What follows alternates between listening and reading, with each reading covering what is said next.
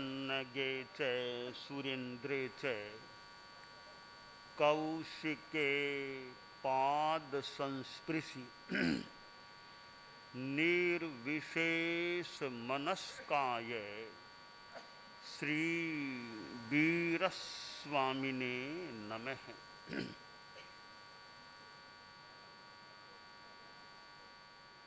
आरहत वाङ्मय में कहा गया है, नो निहिज वीर्यम। हमारे जीवन में शक्ति का बहुत महत्व होता है। जो आदमी अशक्त होता है, निर्बल होता है, कमजोर होता है, यह एक प्रकार का अभिशाप होता है। जीवन में शक्ति होती है, आदमी शक्तिशाली होता है, तो यह एक अच्छे भाग्य की बात होती है। बलवान होना एक विशेष या अच्छी बात होती है। हमारे जीवन में अनेक प्रकार के बल हो सकते हैं। तन बल, शरीर का शक्तिशाली होना तन बल है, और मन बल, मनोबल, आदमी साहसवान है, मनोबल से युक्त है, जल्दी से डरता नहीं है, तो यह मनोबल भी एक उपलब्धि है। और वचन बल, वाणी में भी बल होता है, वाणी बहुत स्पष्ट होती है, आदमी जोर से बोल सकता है, बिना माइक के भी दूर तक अपनी आवाज़ को पहुंचा सकता है, यह वचन बल होता है। और एक बात कह दी, उस बात को लोग सम्मान के साथ स्वीकार कर लेते हैं। यह भी एक मानो वाणी का या व्यक्ति का प्रभाव होता है कि आदेय वचन, उसने जो कह दिया उसे आसपास वाले लोग स्वीकार कर लेते हैं।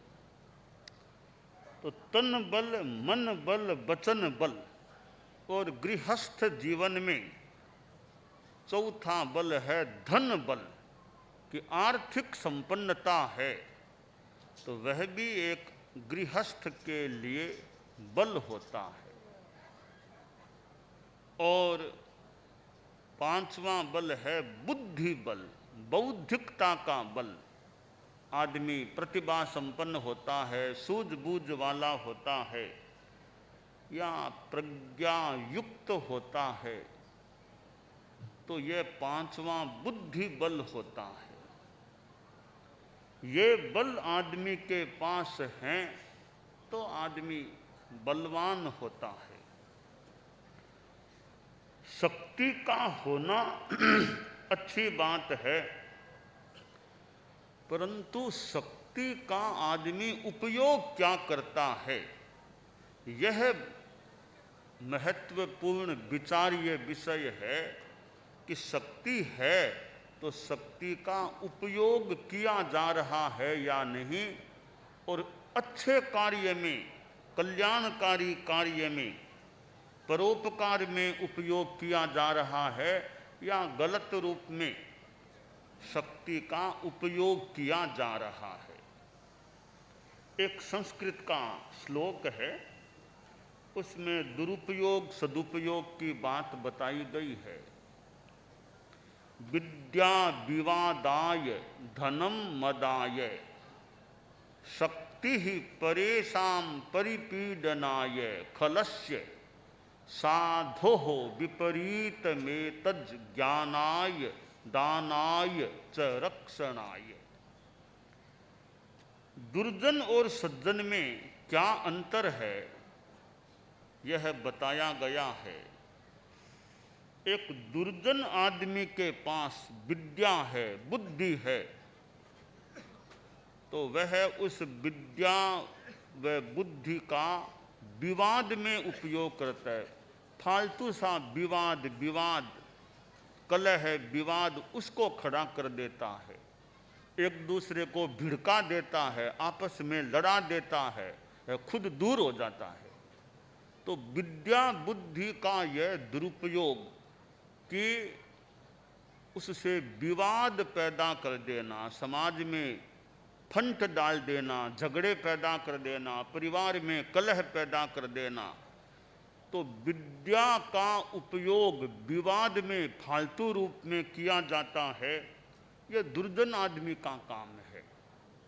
सज्जन आदमी के पास बुद्धि विद्या है तो वह ज्ञान करता है, ज्ञान का विकास, दूसरों को ज्ञान देता है। दूसरों को ज्ञान देना भी एक दान होता है। तो सज्जन आदमी के पास विद्या होती है, वह ज्ञान विकास खुद का और दूसरों का अपने विद्या बल से करता है। दूसरी बात बताई श्लोक में धन। दुर्जन के पास धन है तो वह उसका घमंड करता है, अहंकार, कि मेरे पास इतना है। तो दुर्जन का धन मद अहंकार का निमित्त बन जाता है। सज्जन के पास धन है तो वह धन का दान भी करता है। दान दो, छोड़ो, त्याग करो, दूसरों को दो। तो सज्जन आदमी धन का दान भी करता है, दुर्जन आदमी धन का मद अहंकार करता है। तीसरी चीज बताई गई है शारीरिक शक्ति। एक दुर्जन बलवान है तो वह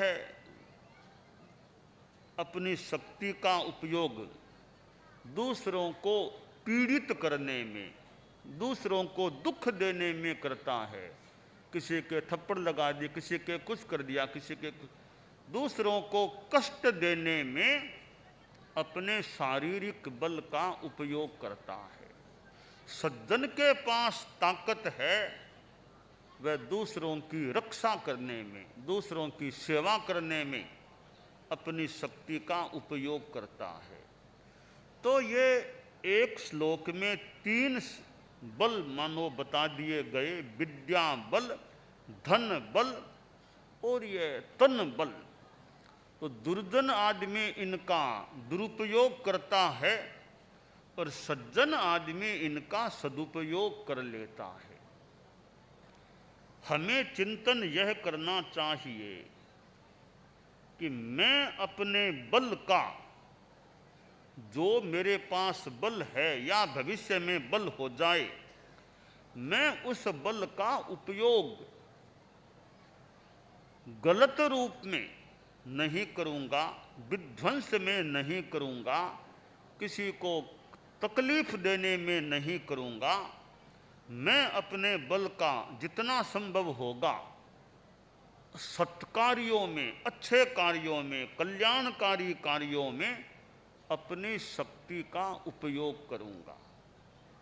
शक्ति मिली है तो क्या दुरुपयोग करने के लिए मिली है? जब मिल ही गई है शक्ति, मैं मनुष्य हूं, इंसान हूं, तो अपनी शक्ति का कैसे सदुपयोग करूं? कैसे मैं दूसरों के कल्याण में भी अपने श्रम, अपने समय का नियोजन करूं? संस्कृत में कहा गया, परोपकाराय सताम विभूतयः। जो सज्जन लोग, संत लोग होते हैं, वे विभूतियां परोपकार के लिए होती है। उनका मुख्य काम जीवन का परोपकार करो, दूसरों का भला हो, दूसरों पर उपकार हो, ऐसा मैं कुछ जीवन में करूं। जीवन मिला है तो दूसरों के लिए हम क्या कर सकते हैं, क्या करते हैं, वो खास बात है। दूसरों के लिए कुछ नहीं किया, केवल अपना खूब अच्छा खा लिया, खूब अच्छा मकान, खूब अच्छा रह गए, ये कोई बड़ी बात, ठीक है, बहुत बड़ी बात नहीं है। दूसरों के कल्याण की प्रवृत्ति में, दूसरों के कल्याण के लिए आदमी क्या करता है, बुद्धि का बल है, तो बुद्धि का भी हमें दुरुपयोग नहीं करना चाहिए।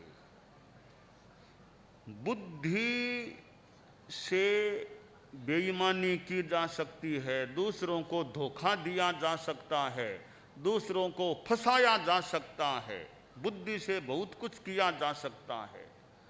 दूसरों को आदमी फंसा दे किसी चीज में, पुलिस थाने में, कोर्ट में और में फालतू केस कर करा के किसी को फंसा दे, बुद्धि से ऐसा हो तो सकता है शायद, ऐसा करना बढ़िया नहीं। बुद्धि से फंसे हुए को निकालें तो बड़ी बात है, फंसाना कौन सी बड़ी बात है। चतुराई है, चातुरी है, होशियारी है, बुद्धिमत्ता है, तो कोई फंसे हुए को निकाल दें, दुख में से किसी को निकाल दें, डूबते हुए को बचा ले, वो तो बुद्धि का सदुपयोग है।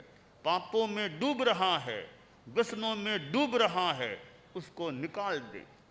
18 पापों में डूबने वाले को निकाल दें, वह बुद्धि का बड़ा उपयोग है। बुद्धि तिनारी जानिए जो सेवै जिन धर्म, अवर बुद्धि किण काम रीसो पड़िया बंधे करम। आचार्य भिक्षु हमारे धर्म संघ के प्रथम अनुशास्ता, आद्य आचार्य और मानव तेरा पंथ के जनक, तो उनका साहित्य भी है, उनके दृष्टांत, उनके बातें कि बुद्धि वो ही सराहने लायक है, वह बुद्धि प्रशंसनीय है जो जिन धर्म का आसेवन करे। वह बुद्धि किस काम की, जो पड़ी पड़ी पाप कर्म का बंद कराती है। पाप कर्म का बंद बुद्धि कैसे कराती है कि बुद्धि से आदमी दूसरों को कष्ट में डाल देता है, बुद्धि से आदमी दूसरों को भ्रांत बना देता है, दूसरों की धारणा गलत कर देता है, दूसरों में भेद कर देता है, दूसरों में एक दूसरे को तोड़ देता है, भिड़का देता है। तो इस प्रकार जो बुद्धि काम में ली जाती है, हालांकि बुद्धि तो अपने आप में क्षयोप संभाव है, बुद्धि खराब नहीं है, बुद्धि का उपयोग है वो खराब हो सकता है। तो यहां जो दोहे में कहा गया है, बुद्धि तिनारी जानिए जो सेवै जिन धर्म, तो बुद्धि तो अपने आप में क्षयोप संभाव वाली ही है, उसका उपयोग की बात प्रतीत हो रही है कि बुद्धि का वह उपयोग किस काम का जो पाप कर्म का बंद कराने वाला होता है। तो ये अनेक प्रकार के बल हमारे पास हैं। ठीक है, दुनिया में बलवान का महत्व होता है, तो शास्त्र में जो बात है कि ये वीर्य है शरीरप्पभवे, वो शरीर में होता है, शक्ति है, शरीर है, तो वीर्य प्रकट होगा, चाहे वो तन का बल हो, चाहे वचन का बल हो, चाहे मन का बल हो, शरीर है तभी वीर्य शक्ति प्रकट होती है। तो शक्ति होने पर भी सामने वाला आदमी गाली दे रहा है, निंदा कर रहा है, इधर वाला आदमी बड़ा शक्तिशाली है, पर फिर भी क्षमा धार लेता है, क्षमा रखो, कोई बात नहीं, कह दिया तो कह दिया, बोल दिया तो बोल दिया, शक्ति है, फिर भी वापिस कोई गुस्से में आकर कुछ नहीं बोलना, सहन करो, सहन करो। गम खाना बड़ी बात है, शक्ति तो है वापिस 2 की 4 सुनाने की, 2 की 4 सुना सकता है आदमी, फिर भी मौन रखे, कोई बात नहीं, वे बोलता है तो बोलता है, मुझे वापिस कुछ नहीं बोलना। क्या प्रतिकार करो कि तुम्हारी इतनी निंदा हो गई, प्रतिकार करो। तो प्रतिकार भी मौके पर किया जा सकता है, स्पष्टीकरण दिया जा सकता है, जवाब भी दिया जा सकता है। इतनी निंदा हो रही है, उसका जवाब दो, स्पष्टीकरण करो। तो मौका होने पर स्पष्टीकरण जवाब भी हो सकता है। एक दूसरा चिंतन है, वो यह है कि आलोचना निंदा होती है तुम्हारी, उसका जवाब जबान से नहीं अच्छे कार्यों से दो। अच्छे कार्य करो तो आलोचना निंदा करने वाले हो सकता है कभी वो भी सन्मति वाले बन जाएं, वो निंदा आलोचना करना छोड़ दे। तो निंदा आलोचना का जवाब जबान से नहीं अपने अच्छे कार्यों से दो। अच्छे कार्य करते रहो। निंदा करने वाले करें तो करें, करें न करें, आदमी अच्छे रास्ते पर चले, अच्छा कार्य करे तो हम अपनी शक्ति के द्वारा खुद का भी कल्याण, आत्म कल्याण करें और दूसरों का भी भला करने का प्रयास करें। क्षमा धारण कर लें मौके पर, गम खा लो, बस कम खाओ स्वस्थ रहो, गम खाओ मस्त रहो, नम जाओ प्रशस्त रहो। कि कम खाओ स्वस्थ रहो, ज़्यादा मत नहीं खाना, यानी अपेक्षित नहीं है तो पेट में नहीं डालना चाहिए। तो कम खाओ स्वस्थ रहो और गम खाओ, मौके पर क्षमा धारण कर लो, बाकी कुछ मत करो। तो गम खाओ और मस्त रहो, अपने आप में मस्त रहो, नम जाओ और प्रशस्त रहो। नम जाना, हर जगह नमना कोई आवश्यक नहीं है और उपयुक्त भी न हो। हर जगह नमना भले अपेक्षित नहीं है। जो पुरुष लोग स्वाभिमानी पुरुष होते हैं, स्वाभिमानी हैं, ये मस्तक उत्तमांग उत्तमांग है शरीर का, ये उत्तमांग है, वो हर किसी के सामने क्यों झुकाएं? हमारा मस्तक है, हर किसी के सामने कैसे झुके? जहाँ कोई पूजनीय है, वंदनीय है, योग्य, वहाँ तो भले मस्तक झुका लें।